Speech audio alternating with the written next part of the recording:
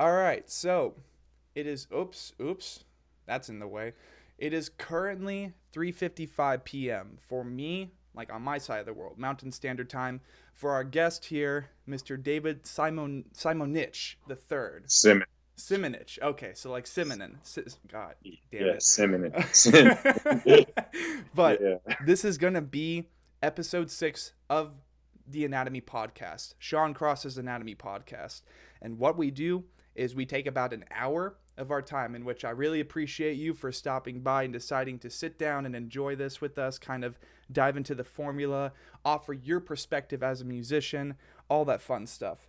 Basically, we'll be having two different sections. And not only that, but this episode will be the first that is scripted. So, like, we're all good to go. We know exactly what we're talking about. We're going to put some good time into the questions. But we have two different sections for this podcast for those who are new. We have the first section in which we learn about the individual we are talking with themselves as a person and as a musician. We'll be taking about half an hour to do that. And then session or part 2 is going to be the actual anatomy part of the podcast. We're learning about the band project itself. Why is the name, or that type of thing. But again, we have the scripted questions, so like it will be pretty specific, but you guys will still get plenty of juicy information. But our guest, David Simonich III, how are you doing tonight, my friend? I'm doing fantastic. Thank you for having me. Of course. So, that being said, we are going to jump right into the first question. I'm sure you have plenty to talk about with these first 3 questions, but question being number 1. As a creator, what was the moment that your creative mindset sparked? As an artist, I'd like to say like in middle school, whenever like I started like dabbling into music seriously and art seriously, to kind of just like use as an outlet for myself. Um, just like I don't know. It's kind of like whenever that's kind. I'd like to say definitely around like middle school areas, kind of like where my creative mindset definitely kicked off. Right. Um, Moving forward, like into like high school and stuff, that's whenever I started getting into poetry and everything. So like I'd have to say in my like teenage years for sure. That's whenever it fully like spiked into action, and I started actually utilizing that talent that I didn't know I had. Right, right. And creatively speaking, as a fellow creator myself, like when it came to that type of thing, yes, like I have very, very similar answer. And I think it's safe to say that most people do. As creators, as musicians, lyricists, people who get into theater, it usually really sparks, on average, I feel, in middle school. But I do apologize. It seems that we ended up just kind of like jumping like forward a lot, and we didn't even Yeah, really like introduce you. And I do apologize about that. So it's all good. tell us a bit about yourself. Like, what do you do as a musician, as a creator? Like literally everything you're willing to tell. Everything Okay, that you're not, well, you're good to go. I am David Simonich. I do vocals for Signs of the Swarm. We are a deathcore outfit out of Pittsburgh, Pennsylvania. Um, we pretty damn heavy, you know what I mean? You know how we Yep. do it. Yep. But yeah, but like as a general artist, like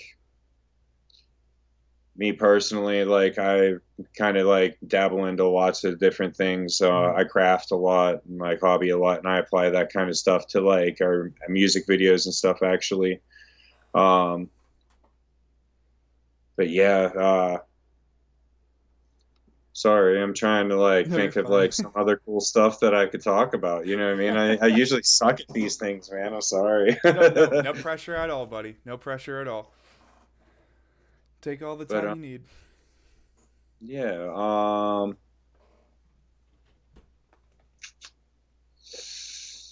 hmm. Yeah, but yeah, I just like pretty much just like make weird noises for the most part. Like I just do like sick gutturals and like do false chords and stuff like that. You're a tattoo Yeah. artist, right? Or you're an Well, apprenticing. I was an apprentice at You were one an point. apprentice. Yes, I was. But chose to step away from that for a while. Mm. it just wasn't working out for me at this point in time in my life. Right.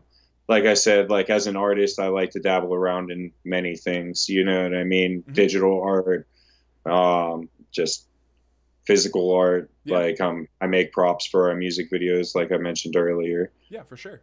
Yeah, and I mean that I like there's only one word that I would usually use to apply to such a wide variety. Creative entrepreneur. Yeah. Basically, what I see before me and what I think over time, of course, I'll get more established, but what me and people like David share is that we try to utilize as many creative mediums as possible and contribute it to our primary creative medium, which would be music. So, for example, as he said before, he has made props for the music videos and stuff. Lots of really, really cool stuff, including the chains hanging from a good old David from Sentinels in Pernicious, which I thought was really fucking cool. Actually, Kelly Harris Kelly handled Harris. those. Actually, she Okay. handled that Yeah. stuff. Like I handled the wardrobe costume shit that for Oh. that one. The collection, I did all of that, and for our next upcoming music videos, I did the props and special effects stuff. Well, good that we corrected that here and now. Yeah, I just wanted to make sure I wasn't taking Kelly's clout because she is a very, very talented artist, and I am very grateful she worked with us on Pernicious because she really brought the the imagery we were looking for to life. Right, of course. And shout out to Kelly to say the least. Yeah. We all appreciate you for making mad awesome props for a filthy amazing song, music video, etc. Question 2 being, who has inspired you the most in life? Period. Um, my main influential person in my life is my grandmother. I call her my Mima. She's like a warrior, dude. She like taught me how to take the world and just run with it, man. Right. Like she really pushes me to be the man that I am. She's the one who convinced me to jump in the van and go. That's awesome. So whenever I initially joined Signs, she's the one who convinced me to go because I wasn't going to do it. I was scared to quit my job and just completely uproot my life. Yeah. You know what I mean? And she's like a big anchor in my life. I'd say that. And she definitely inspires me every day to be a better person. Awesome. And I mean, hell yeah. Sometimes it is indeed your family members that help you just make that final step forward, that final push forward. So, Yeah, she's really my backbone, man. She's like my crutch. I go to her for everything. yeah, hell yeah. And shout out to Mima, to say the Yeah, least. dude. Shout out Mima. She might even be checking this out. You never know. Right, She be watching exactly. my Facebook, dude. That's awesome. Well, yeah, definitely appreciate you like basically inspiring and encouraging David to move forward because now, I mean, you've been in a handful of tours and not just with signs, but like, you know, just in Man, general. I've toured so much. Yeah. I'm like pushing in double. I'm past double digits now. Yeah, exactly. And that's the craziest thing too, is when people like me have the opportunity to sit down with individuals such as David. We're both human beings for sure. We're both music enthusiasts, we're both creators, but you have to like definitely acknowledge that there's a very very different creative resume going on here with the other most compliments, you know what I mean? And that's really really what's awesome is how like I mention this every episode, and I'm pretty sure for those who have listened to every single episode, it kind of gets stale, but the point remains the same. We're very very intertwined. It's a very humble community, a very very humble brotherhood, I would dare argue. And I mean, yeah, we just were able to do things like this because we're not fucking held back by Columbia Records or just other record labels in general who just like, I don't know, like it kind of feels like sometimes, not that I would know for sure. So disclaimer, I don't know for sure. But like in certain situations when you get higher and higher and higher in the music industry, it seems that you're a lot more restricted as a human being. But that's just me. That's just a theory. Disclaimer, not that I know for sure. And On the behalf of Signs of the Swarm, Unique yes, Leader Records treats us very well. right. Uh, I'll just say that out front. like we're very happy with Unique Leader Records, and Yes. uh, shout out to all my team over there. You guys are fucking awesome. And yes, hell yeah. Unique Leader Records, Rise Records. There are plenty of record labels in the counterculture music scene that very much treat their bands with the uttermost respect, uttermost humanity. So, yes, always appreciated. Next question being number 3. What are the biggest lessons you would want to share with our audience? Um, Determination. Determination. That's it. If you stay persistent and consistent, you can achieve anything. Yeah, hell yeah.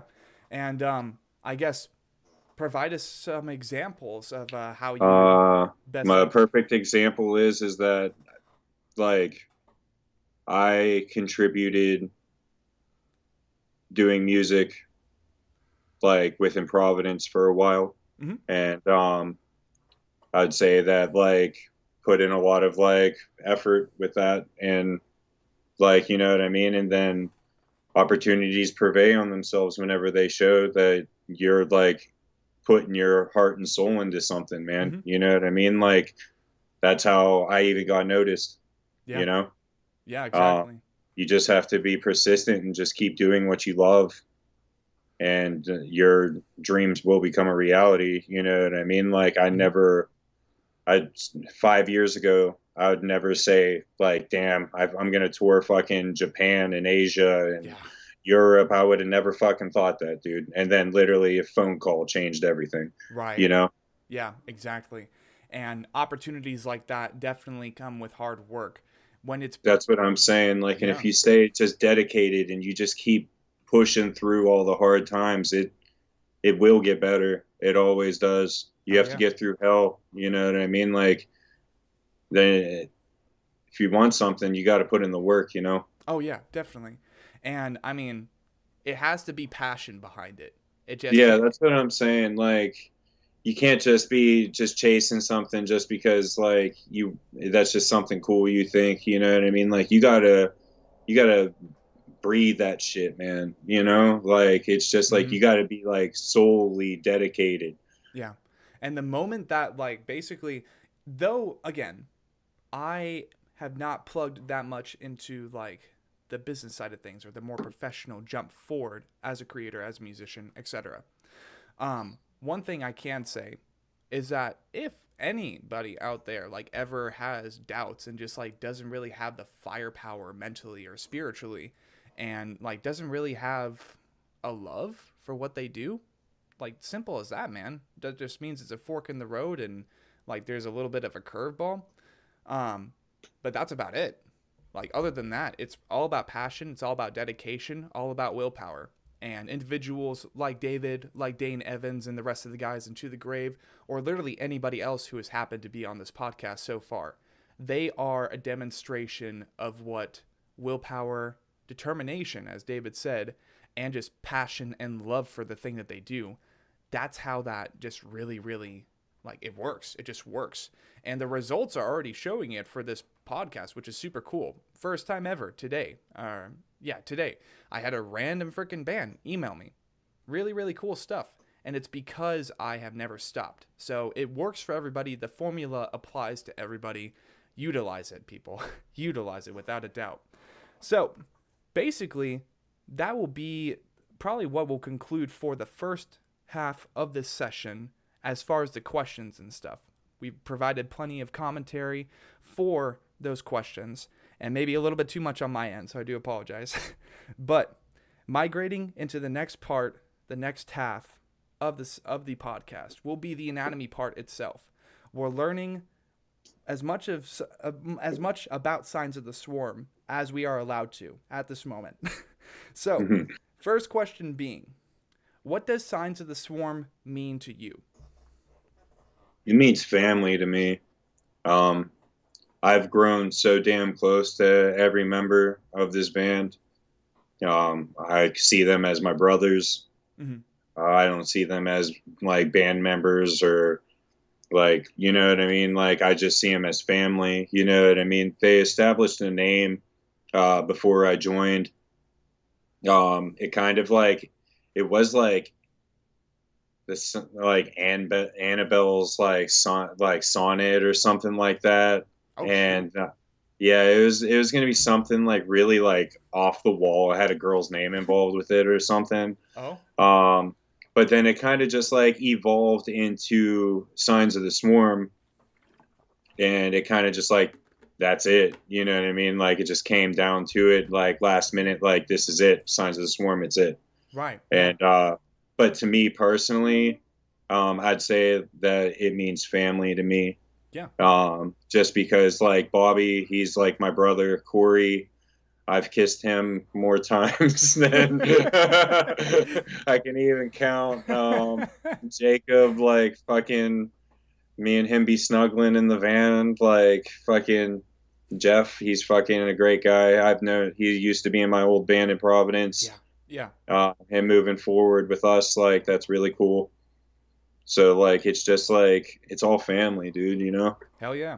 And has like speaking for that kind of secondary answer that you had, which was like definitely in my head more or less what I was diving into, but definitely like hell yeah, brotherhood, family.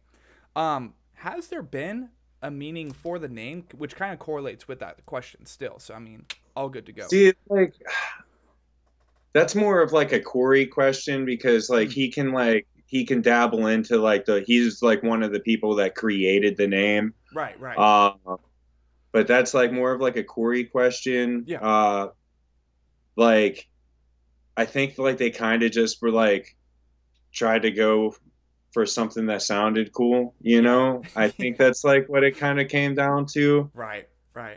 Because like I know that they weren't trying to like I don't know. I just Create a lot of it depth with the meaning. I think it kind of just like came up with the name, you know? Right. And I mean, I yeah, mean, that's it cool. sounds lame, you know what I mean? But like that's I think that's No. how it happened. No, you're good. You're all good to go. And yeah, more or less, what I was going to ask is like as far as the meaning of the band name itself, have you like established a head canon as far as like a fun little thing behind it, or is it kind of like yeah, it's Signs of the Swarm? It's Like just Signs of the Swarm, man. yeah, You know, like I feel like that Signs of the Swarm has evolved into a brand name yeah, versus just a band name. You yeah, know what I mean? Like, you see someone walking down the street, like you see that bug logo, man. You know who it is. You yeah. know what I mean? Like, Hell yeah.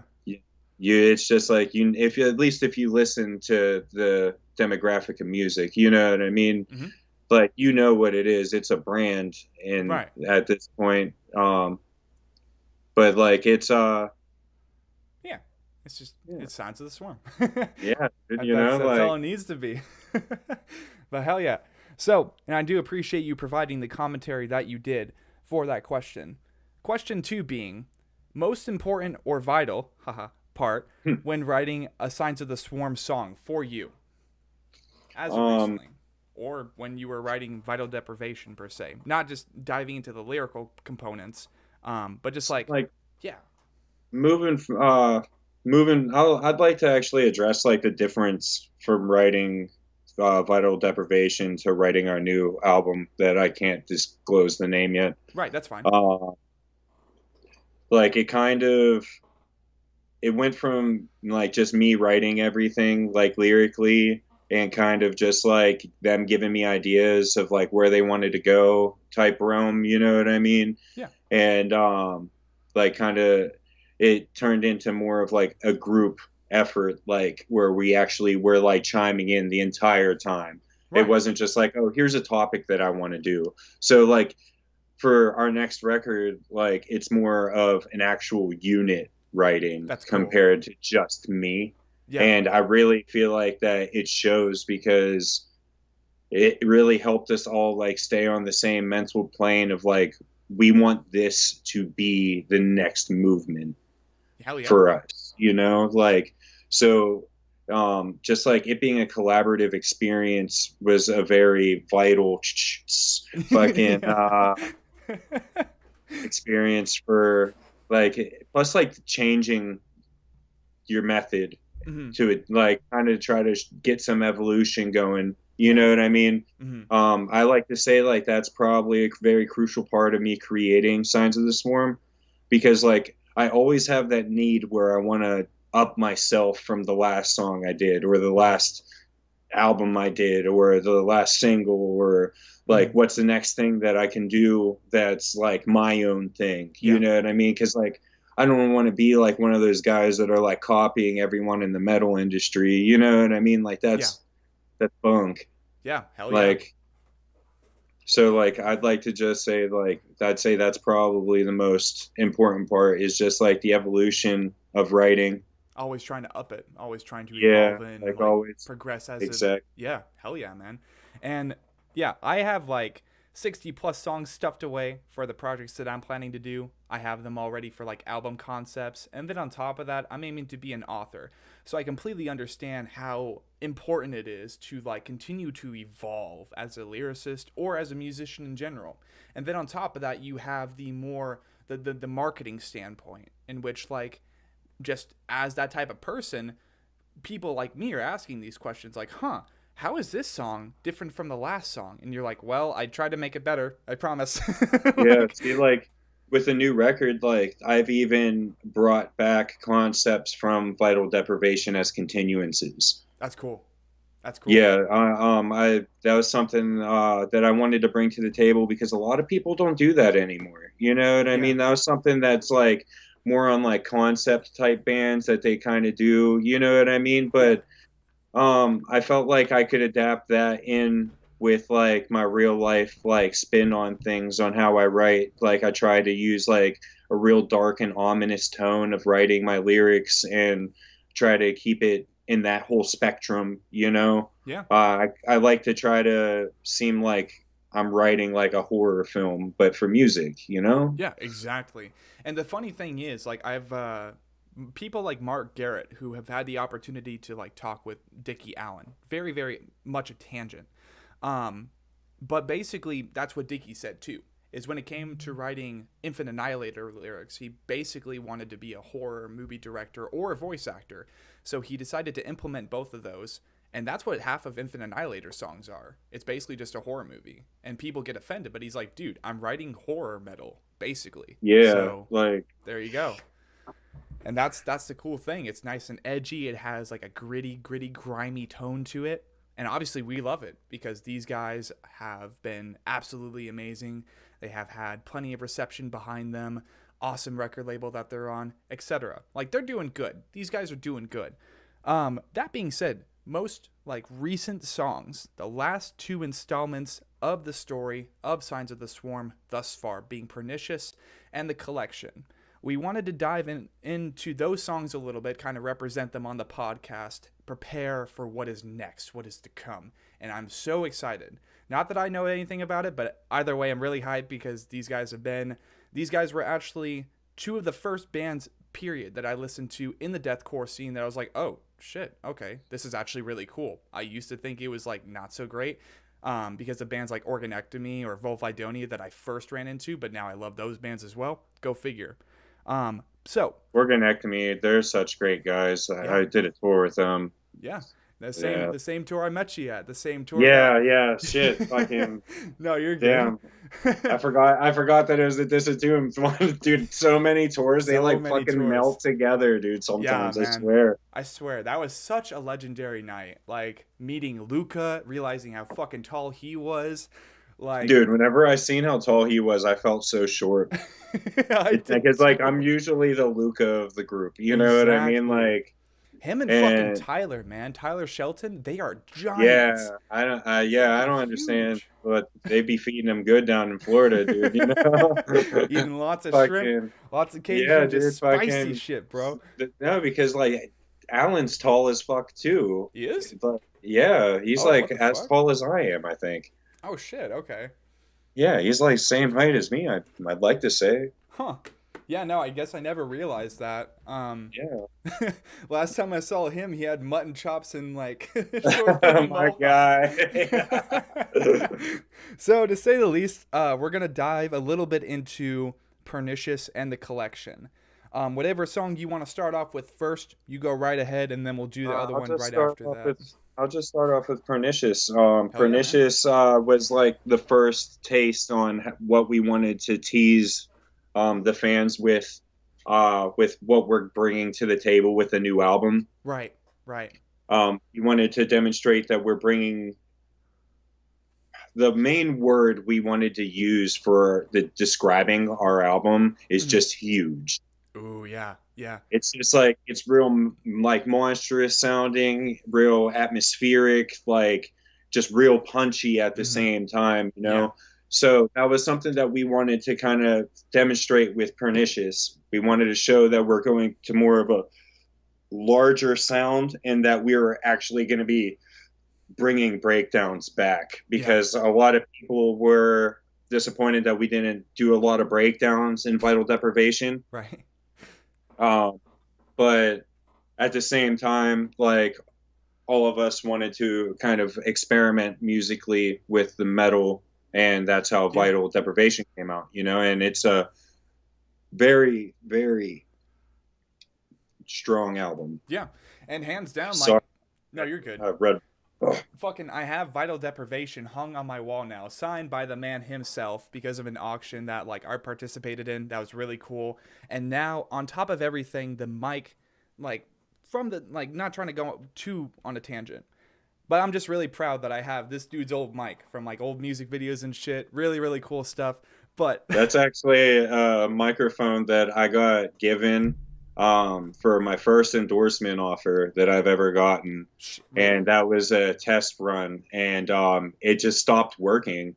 oh, well, I mean, hey, hell yeah, I at least have a Yeah, mic. yeah. So like, fucking, I was like, that was just like one of my trophy things, and for the Nomads, I Yeah, remember that they. yeah, it was that was a really cool experience, and I did not expect to like. I thought people were gonna put at least half $1,000 into the Oh mic and no, album. I don't know. I'm happy that we got the what we did for that. To be completely honest, because it helped out as much as we could. You know what I mean? Yeah, So I really appreciate you actually participating in that. hell yeah, man. That's the thing too. It's all about passion. It's all about like being as brotherly as possible, engaging community as much as possible, and especially like when Corona hit, when COVID hit, like I remember how like just distraught and depressed I was. And the funny thing is, again and again and again, I'm not even a performer yet. I don't have a band, I don't have projects, I've never toured, and yet I was like just depressed and sad for everybody else in the scene because it's like what the fuck are they going to do now? I mean, hopefully they have jobs when they get back home, but who fucking knows? And it like I remember that and I'm like, "You know what? It would be cool to help out the people who have been helping them on the tour day after day after day." And that's the reason I did that, hands down. And I never have regretted it since the freaking minute I did it. Because that's what participation is. That's what just like getting involved in the thing that you love is. That's what this podcast is, really, is being able to sit down and talk with all these amazing people and engage. But kind of diving back into Pernicious. Yes. Wanted to review a little bit on the lyrical content if that is something you would be interested in doing. Yeah, let's go for it. Hell yeah. So tell me a bit, like, tell me as much as you want, take as much time as you need. What is Pernicious lyrically? Pernicious is being the state of where you have lost control of your vision. Mm, Not like actually like seeing vision, but like your goal yeah. Yeah. and just being lost and just being controlled by this like flesh and damnation becoming one. I used uh, like possession, like I'm being possessed Yeah. Yeah. as the controlling element of like the horror type demographic of writing style that I go with. I use that kind of like as a possession type deal, and like I'm losing control of like what my goal really was, you know, and like because like over COVID, like I had a really strong realization because like I was supposed to be in Wuhan the day that Oh, uh, yeah. the pandemic got announced and China shut down. I was supposed to Fuck. be in Wuhan. I was in Bangkok, supposed to go to Wuhan. That's And then crazy. we just went to Japan and cut those dates out and went to Japan instead. Shit. Yeah, no, Yeah, dude. that's I was like in the wake of that stuff with all my guys, and like literally like we were scared.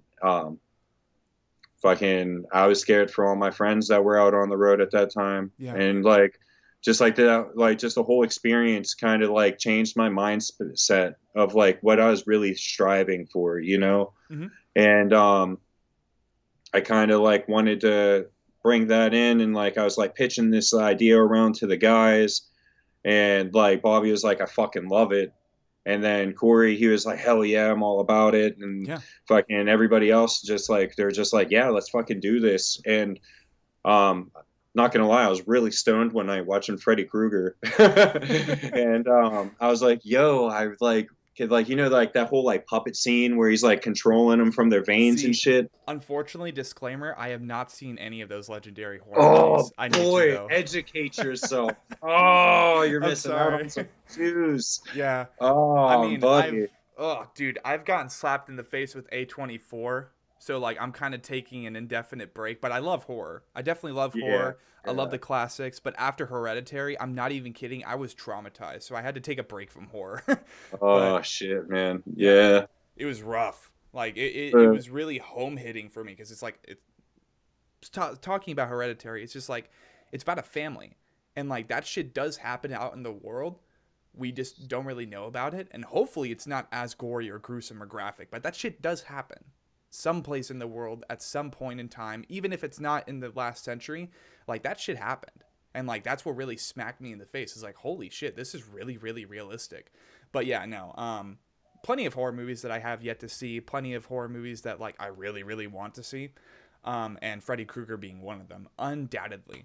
But yeah, that's really funny to know that it was yeah, like, fucking, cause like I was watching that and I saw it and I was like, yo, like, what if we kind of like use this kind of shit to like influence our next music video since we're right, doing this for a single? yeah, And then they're like, yo, like that'd be really cool to like actually like bring some like influential like mm-hmm. shit like that and actually kind of like show that it's like what it, because like I'm a fucking horror film like junkie, dude. I Mm-hmm. can literally like almost like speak out the words of like Hellraiser and shit. It's like I need to it's see that bad. too. I'm not gonna lie, it's bad. I'm all about my movies, man. But yeah, but like that's Pernicious in a nutshell.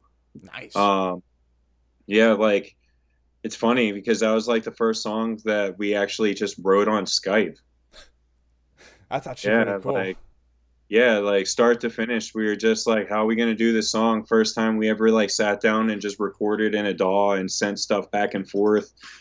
Um, and then moving forward, we started writing the collection. Right. Uh, and the collection was actually supposed to be on the record, Oh, okay. That's but cool. everybody like we felt like we weren't showing all like the fans that like the heavy side of Signs. We felt like we didn't give them enough of the heaviness Yeah. with Pernicious. And then we were like, yo, or how about we just take this fucking ass beater, dude, and fucking just launch it Spank out them on the all out. world. Just give it to him, dude. And yeah, And like, oh my that we were just like, yeah, let's fucking do it then, because like the collection started off as like one riff, like it was just like that's gonna start the next song, you know, God. and we'll Mhm. just like stash that later, Hell yeah. fucking, and then like we're writing it, and I was like, yo, it'd be so fire if like we had like two features on this. Dude, oh my gosh. The thing is, projects like Angel Maker and that song, quite literally, they are what inspired, like, they really, really got me into just doing, like, back and forth, just having these, like, angry ass looking dudes bouncing back and forth. That way the stanzas aren't too overwhelming. I'm planning on doing that with, like, 5 people. While She Sleeps demonstrates it really well. It's just resonance. It's resonance. It's harmony in a sense. It's a different type of harmony for sure with the collection and Angel Maker content per se, but nonetheless, it shows how well these musicians work together. And I thought it was really fucking cool to have Matt Honeycutt and Nick from Yeah, Molotov dude, Solution. That was fucking sick. that was, it was really cool to like kind of watch that come to life, because like Nick, he's influenced me with Molotov Solution so much. Like literally, you can, if you look hard enough, you could definitely find me covering like 3 Molotov Solution songs that are like 10 years old. Um, they're fucking absolutely horrible. I don't advise anyone to watch them, but just saying they're out there if you want to look for them. Right. And Matt, ever since I've heard the song Color Code, dude, fucking like, and then like I just started following him. They like he did a feature for this band from Pittsburgh that I was really into called Those Who Fear. Ooh. Okay. He did a feature for them, and like I always wanted to work with him, like doing like just a collaboration in some way, you know. Yeah. And like I ended up meeting him like in shows and stuff like through Yeah. like in Providence life and everything. And him and Bobby became decent friends over just like running into each other on tour and stuff. And Bobby just sent him up. He was like, "Hey, you want to do it?" And he was like, "Fuck yeah, dude, let's fucking go." And Yeah. and then we were like, "Fucking all right, who are we gonna get for the next one?" And I was like, "Well, fucking, I've been talking to Nick Arthur on Instagram, Yeah. and I'm gonna shoot my shot." Yeah. Oh. And fucking, he was all about it, dude. Fucking, because like, believe it or not, like I have his song "Rise" is what influenced me to like get my knuckles done. Oh, that's cool. Yeah, yeah, fucking, like that song pretty much like I got it tattooed on my knuckles. Hell yeah, man. And yeah, fucking, I was a super fan of Molotov Solution. I will definitely say that. And I feel really bad because like I only really got into like deathcore, slam, all that fun stuff back in 2018, December 2018. Uh, And before that I listened to like Whitechapel and Chelsea Grin, but not really anything like I didn't know about Molotov Solution at least. So like I missed out on a good chunk of yeah, history. there's a lot of like where like they were underground and just starting to peak into like a major like kind of like view Yeah. type deal. Um, like there's so many bands and like it just happened with just happens. It just happens, Like yeah. fucking yeah, like shit. I'm still every day I hear something new that I never would have thought of. You know what I mean? Yeah. Like fucking just like everybody finds their own little thing that kind of, you know what I mean? Like Yeah. Their own little niche sound, and it's just like, yeah, hey, you know, this is fucking Molotov Solution, or this is Signs of the Swarm. They got the bug logo going exactly. on. Yeah. Exactly. And it's fucking cool. Speaking lyrically for the collection, was there anything that you approached differently? Like, did Matt or Nick help you write the lyrics per se, or Well, like, all right, I kind of came to them with the whole gist of what I wanted to do lyrically for the song, okay? and like they wrote their part. Like I gave, all right, this is like kind of how it happened. So Nick confirmed 100%, and Matt like we had the yeah, let's go, but we didn't have like the 100% like Yeah. confirmation yet. So we were kind of like waiting to hear from that. So I was just like, all right, well, I'll just get it started with Nick. And I gave Nick the idea of like what I had going on in the beginning Yeah. to the first chorus. And I was like, here, this is what I'm going on. This is what I got going on. I was like, this is super preliminary stage. You know what I mean? If I can give any suggestions, throw them out. Like, Hmm. because like literally, like, dude helped shape me as a musician. You know what I mean? Yeah. Fucking to get to work with a guy. Fucking let's go. Yeah. You know what I mean? So like he started writing a little bit, and he was like, "Hey, I got this idea. Like I want to kind of like do this at this time, and then like I want to come back in the chorus again." And Yeah. I was like, "All right, fuck yeah, dude, let's go," you know. And so he wrote his chorus part, and then um, that's whenever like we were like, "Okay, Matt's getting involved now," and then we just passed it over to Matt, and Matt like was like, "Yeah, I got this, no problem." And fucking he writes his part, and then it came to the trading part. This is the Yeah. part that was the hardest to coordinate, to be completely honest. It took an Instagram video call, a Skype call, um, ended up just like kind of like doing like some mapping trails because like we wrote it together like what if we were like doing like this and then like this and this and that, you know, and then it came down to like, all right, let's just like map out this idea and let's see like how it kind of works. And then I did my part. I filled in like a couple spots and like left a bunch of gaps. And then Nick filled in his spots, and then Matt filled in his spots, and Yeah. we like fucking Monster. let's go. Yeah, Monster like track. And that's like that was I'm so so stoked satisfying to to play me. that fucking song live, bro. Like I am so Dude. fucking stoked. Dude, that's going to be really cool. And like hell, if if by chance they happen to not be there for those people who know or whatever, that's really up to Yeah, the guys I themselves, I but strongly encourage everybody to run to stage and just yell the fucking words in my face, and I'll shove that mic in your fucking mouth, dude. Like, you did it with me after all. yeah, So dude. Fucking, oh my I god. highly encourage people to come up and start yelling in my fucking face. Like that's my fucking shit. Like seeing people actually like loving it and enjoying it Yeah. and just like letting go of just like Yeah. going through the cycle, dude, you Yeah, know? letting Like go of just that social wall and just being like, "Fuck it. I'm getting up yeah, there." dude, that's what I'm saying. Just fucking have a good time. Yeah.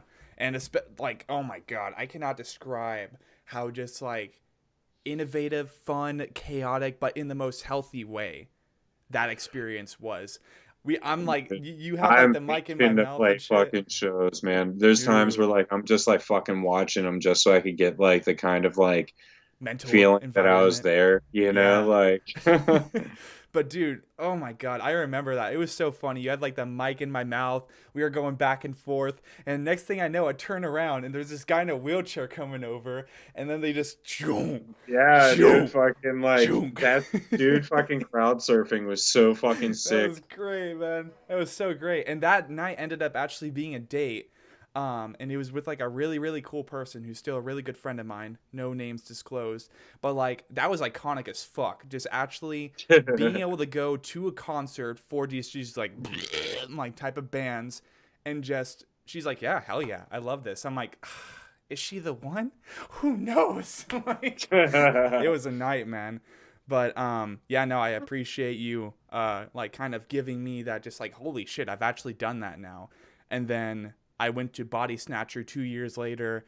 I got on stage shirtless and the mic was muted. I was doing like Darius's part for the death of me and the mic was fucking muted. I was going all out because I didn't give a shit. But that was like so embarrassing. It's okay though, because that's like it helped me get into that mindset of like this is what it feels like. This is what it feels like to just be on stage and lyrically orchestrating what's going on, what everybody's there for. But kind of taming that and going into the fourth and last question that we have for Mr. David Simonich III here. How can Signs of the Swarm break its boundaries next? As a band, anything This next record, literally there are so many curveballs on this record.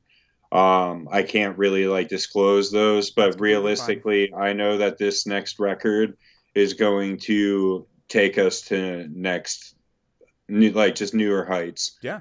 Yeah. Um, it's just it's anyone who has heard it within the industry Yeah. has literally said that this is the best Signs of the Swarm record to ever be created. Hell yeah. And that's And speaking for a lot. it is just I feel like that just time will show. Yeah. And if I'm remembering this correctly, not to like provide any details whatsoever, but this is definitely going to be something for the summer, right? Or Yes. Throughout the rollout of these next couple months, just gonna be constantly getting smacked with shit. Like literally, like fucking, the time has come. Yep, 2021 is the year for music to come back, people. We got shows coming back. We got plenty of shit going on. I'm fucking hyped. Is there anything you want to plug or just like kind of mention, represent before we go ahead and end this session? Um, I just want to give a shout out to all of my team members that work with us. Thank you guys for all your hard work. You know who you are. Um, and thank you for having me on your podcast. Really appreciate it. Hell yeah. Very good vibes. Super chill. Yeah, good. More than happy to hear. Well, that was David Simonich III of Signs of the Swarm, the man, the myth, the legend, the guy who has helped me just enjoy and experience so many awesome opportunities as a developing vocalist, as a developing creative entrepreneur, such as himself. Thank you guys for stopping by, and stay tuned for next weekend, in which guaranteed we will be with not Signs of the Swarm. Oops, Mental Cruelty. We'll be hanging out with Mental Cruelty and plenty of other bands. If you're a band and want to get on this podcast, be sure to email me on any of my social medias. Get in contact with me just like others have already. And yeah, have a good night, buddy.